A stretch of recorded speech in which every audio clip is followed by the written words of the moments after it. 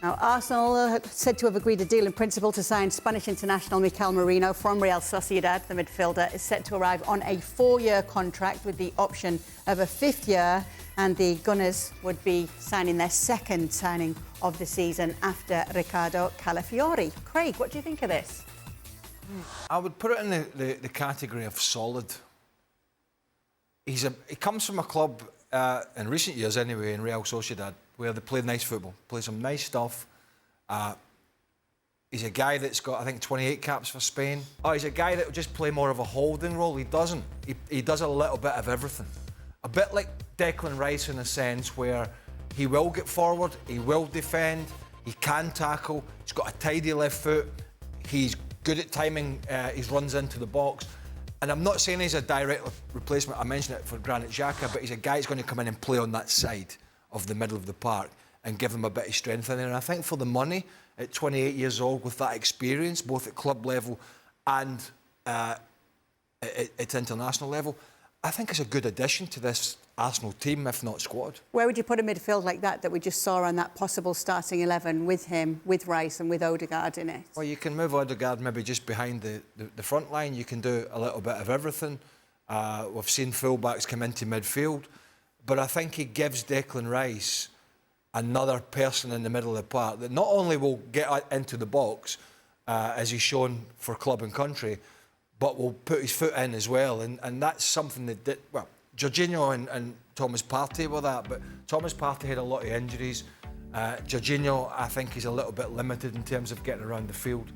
I think this is a good signing for Arsenal. These are good stats for a player as well, Stevie. Aye, no, it's you know, the Calafiori one, I think he is bought to start 100%. He comes straight in when he's fit and plays. I'm not so sure Merino has been brought in to start. I think he's been brought in because he can play whenever they want to play him, whether it's Champions League or FA Cup or League Cup. Yes, he'll play in the Premier League, but in order for Arsenal to challenge to win the league and to challenge in the Champions League, they're going to have a bigger squad. And when you have a bigger squad, to win the Champions League and the Premier League, you need a bigger squad with quality. That's why I think this guy's come in. I'm not so sure 100% that he's been brought in to start as soon as he's fit, unlike the Calafiori one. Frank, where did you have Arsenal finishing in your predictions for the Premier League this season? What do I want to watch? I didn't get it, sorry. Where did you have them finishing in the top 4 when we asked for your Premier League predictions? Arsenal. I think I said second because I'm still waiting for the striker, I have to say. Because I think you said third. Something really missing.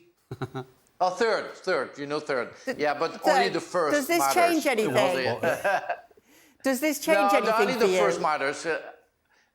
I would say a little bit because I really like Merino. I mean, I don't know how he's going to settle down to another football. Premier League is different than the La Liga, but I like the fact that he has the jersey of the dirty player, that he can go tackle, work hard in the middle of the park like Rice is, and after when he gets the ball, he's very good. He's very technical. He knows how to play with the ball. He's a clean player, effective, very influential in the game with the ball. So yeah, he can be the Xhaka. I mean, he's been named the Xhaka of the last 2 years, not the Xhaka on the first years for sure.